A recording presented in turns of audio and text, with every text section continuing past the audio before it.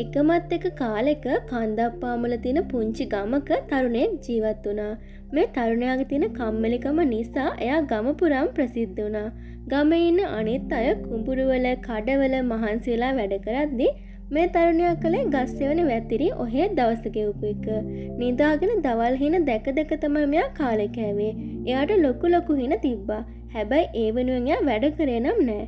දවසක් ප්‍රඥාවන්ත මහලු භික්ෂුවක් මේ ගමට වඩිනවා. භික්ෂුව මේ තරුණයා ගැන දැනගෙන එයාව තමා වෙත කැඳව ගන්නවා. ඉන්පසු සෙන් භික්ෂුව මෙසේ පවසනවා. මගේ පුතේ, මට ඔයාට දෙන්න වැඩක් තියෙනවා. ඔයාට පුළුවන්ද කන්ද මුදුනටම නැගලා උච්චතම ශිඛරයේ තියෙන පිහාටුවක් අරන් එන්න? තරුණයා කන්ද දිහා බලලා සමාචල් විදියට කියනවා, ඕක නම් කරන්න බැරි දෙයක්. ඕක උඩට නගින්න අනික මට කම්මැලි කියලා. සෙන් භික්ෂුව hina වෙලා කියනවා, නෑ පුතේ, මං හොයන මේ විශේෂ පිහාටුව තියෙන්නේ කන්ද උඩම නෙවෙයි. කන්දෙමුන් මුදුනටම නැගලා එතනින් බැහැලා විතරක් යන්න පුළුවන් කවුරුත් ගිහින් නැති ගුහාවක. තරුණයා මේකෙන් කුතුහලටපත් වෙනවා. එයා මේ පිහාටුව ගැනවත් ගුහාව ගැනවත් කිසිම දවසක අහලා තිබුණේ නෑ. ඒ නිසා ඔහු භික්ෂුවගේ අභියෝගය බාර ගන්න තීරණය කළා. හැබැයි මේ කන්ද නගින එක හිතුවටත් වඩා ගොඩක් දුෂ්කර වුණා. තරුණයාගේ හුස්ම හිර වෙලා අධික විදිහට දාඩිය දාන්න පටන් ගත්තා. ඒත් එයා නැවතුනේ නෑ. ඒ පිහාටුවයි මේ ගුහාවයි දකින්න තිබ්බ ආසාවට එයා ඉහළටම නැංගා. හැබැයි ඒ නිසා එයාට කවදාවත්ම දැනුන්නේ නැති සතුටකින් වගේම ප්‍රබෝධයකින් තමයි එයා හිටියේ. කන්ද උඩටම නැංගට පස්සේ පහළ යාගේ ගම දිහා එයා බැලුවේ කවදාවත් දැනුන්නේ නැති ජයග්‍රහණ හැඟීමකින්. ඒත් සැබෑ අභියෝගයේ තිබ්බේ තවත් ඉස්සරහට.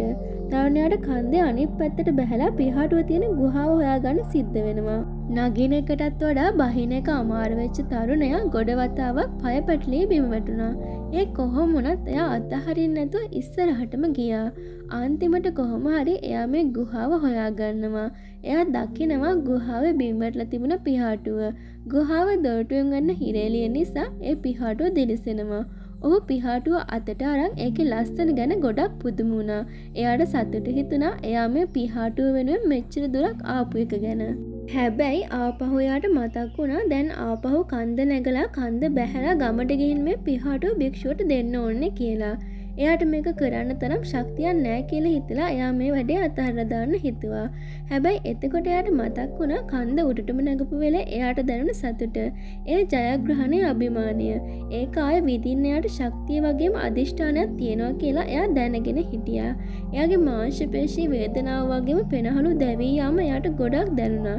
ඒත් එයා අතහැරියේ නැහැ. එයා තමාගේම කම්මැලිකම අමතක කරලා වැදගත් දෙයක් කරනවා කියන හැඟීම එයාට තිබ්බා. ඉතින් එයා ඉස්සරහටම ගියා. අන්තිමට භික්ෂුන් වහන්සේ ළඟට ගිහින් පිහාටුව පිළිගන්නනකොට භික්ෂුව hina වෙලා කිව්වා, හොඳයි මගේ පුතේ, ඔයා අද වැදගත් පාඩමක් ඉගෙනගෙන තියෙනවා. කම්මැලිකම කියන්නේ උපතින් වෙන දෙයක්වත් ඉවසන්න ඕන දෙයක්වත් නෙවෙයි. ඒක අභියෝගයක්. ඒක ජය ගන්න ඕනි බාධකයක්. භික්ෂූන්ගේ වදන් වල නුවණ තේරුම් ගන්න තරුණයාගේ ඔළුව පෑදුනා. එයාට ඕන වෙලාවක මේ වගේ විශිෂ්ට දේවල් කරන්න පුළුවන්කම තිබිලත් තමයි එයාටම ලේබල් එකක් ගහගෙන හිටියේ මම කම්මැලියෙක් කියලා. භික්ෂුවගේ අභියෝගයේ පාඩම තමයි කම්මැලිකම කියන්නේ පිළිගන්න ඕන දෙයක්වත් ඉවසන්න ඕන දෙයක්වත් නෙවෙයි. කම්මැලිකම අපි හැමෝටම එනවා. හැමෝටම හැම වෙලේම මොටිවේෂන් එක එහෙම නැත්නම් අභිප්‍රේරණය හැම වෙලේම තියෙන්නේ නැහැ. මොටිවේෂන් එක හොයනට වඩා කරන්න ඕන දේ තමයි කරන්න ඕන කියලා දාන්න දේ කරලා ඉවරයක් කරලා දාන එක. ඔයා හොයන මොටිවේෂන් එක අන්න එතකොට ඔයාට හම්බෙයි. මොකද අපි හැමෝටම හීන තියෙනවා. අපේ හීන වෙනුවෙන් වැඩ කරන්න දැනගන්න ඕනි අපිමයි. මට වැඩ කරන්න හිතෙන්නේ කම්මැලි, මට පාඩම් කරන්න හිතෙන්නේ, මට ජොබ් එකට යන්න හිතෙන්නේ. මේ දේවල් මෙහෙම හිතලා ඉඳලා වැඩක් නැහැ. ඔයා ඔයාටම අභියෝග කරන්න ඕනේ කොච්චර දුෂ්කර වුණත් ඉස්සරහටම යනවා කියලා. තමන්ගේ හීන වෙනුවෙන් ඉලක්ක වෙනුවෙන් අපේ සීමාවෙන් ඔබට ගිහිල්ලා එන බාධක වලට මුහුණ දීලා කම්මැලිකම අපි ජය ගන්න ඕනේ. කාලසටහනක් හදාගෙන ඒකට වැඩ කරලා පුළුවන් හැම වෙලාවකම අවධානයෙන් ඵලදායීව ඉන්න. හොඳ පුරුදු ගොඩනගා ගන්න ඕනේ. ඔයා සර්ව සම්පූර්ණ වෙන්න ඕනේ. ඔයා ඔයාගේ උපරිම කරන්න. ඒ හොඳටම ඇති. ඉතින් ඔයාගේ ඉලක්ක වලට වගේම ඔයාගේ හීන වලට ඉක්මනටම යන්න ලැබෙන්න කියලා ඉන්සයිට් අපි ප්‍රාර්ථනා කරන ගමන්ම අහන්න කැමති මොකක්ද ඔයාගේ හීනේ කියලාත්. අනිවාර්යයෙන්ම ඔයාගේ හීනය ගැන කියලා යටින් කමෙන්ට් එකක් දාගෙන යන්න.